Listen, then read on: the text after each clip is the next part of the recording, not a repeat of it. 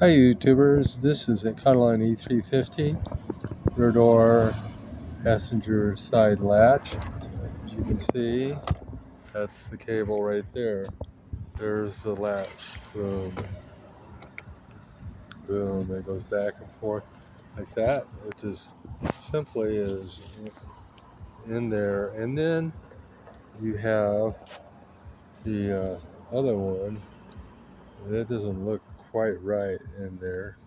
Kind of, it's not in its how, oh, the housing is up top. I see it's slipped out.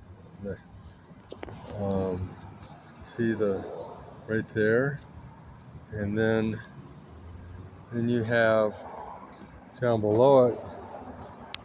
Well, let's see. Well, there is the door latch, and you open and close the door, and that goes straight down there to the mechanism. So you can see it work.